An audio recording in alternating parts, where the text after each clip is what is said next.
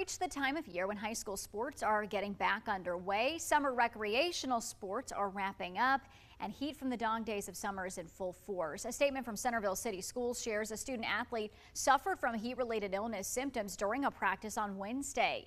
They were taken to the hospital as a precaution, but are expected to be okay. And tonight, Jack is sitting down asking questions about how to make sure that your kids are staying safe. Brooke, joining me is Premier Health Regional Medical Director Dr. Joseph Allen. Thank you so much for joining us this afternoon. Well, parents are getting their kids back out on the practice field in a number of fall sports, but it's hot out there. So how much can the heat affect them, and how quickly can it affect them? Yeah, we go through this every year, right? It gets steamy. It's steamy out there right now. And so these kids, it can hit them pretty quick, right? You got to be careful. You got to watch them close, make sure they're hydrated. But it can catch up them very quickly out in these temperatures today.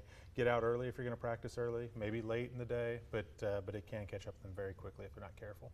Well, I've covered sports for over 3 decades in the Miami Valley, and I saw my share of cramps in those August and early September games. That's a common thing. Is there a way to prevent those maybe, or how do you deal with them? Yeah, well, dealing with them is different than preventing, right? So prevent them with lots of hydration. Drink plenty of water. Prepare for those things out there.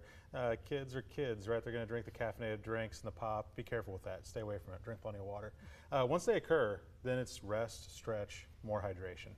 So it's kind of the same thing, but once you want to prevent them if you can. They hurt. You don't want to have those. No, you don't want, and they delay the game. That's another thing.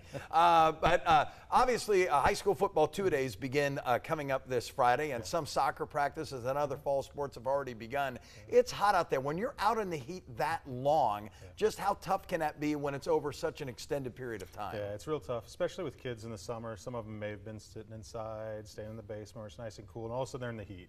And that's a shock to their system. They got to be careful with that. So I think you just have to be real careful with it. Get them out there, ease them into it, but be very, very careful and cognizant of what's going on with them out on the field there. Well, it seems obvious here. I just mentioned football 2-a-days, and these are guys in helmets. I mean, at the very least, helmets, and soon will be in full pads.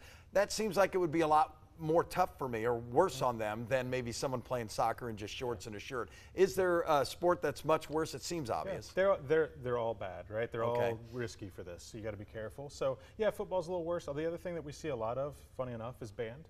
Those kids are out there on the blacktop for a long period of time during the day, so you have to be careful with those children as well, and watch them very closely. Yeah, band might have it worse, because that blacktop and so many of them out there, that can get hot. But it's not just kids either this time of year. You also have your fall softball leagues going, and you have people playing golf still in the hot heat. What about for older people that are out in these type of conditions playing sports? Yeah, same rules, right? Stay cool where you can, get in the shade, get inside, drink plenty of fluids. And then your friends around you, if you're out there playing with friends, be careful and watch them. If you start noticing somebody acting a little funny, maybe you check in on them, bring them in, maybe stay off the field for a little while. All right. Well, thank you so much, Dr. Joseph Allen, Regional Medical Director at Premier Health. We appreciate your time this evening. Hey, thank you. All right. Thank you very much.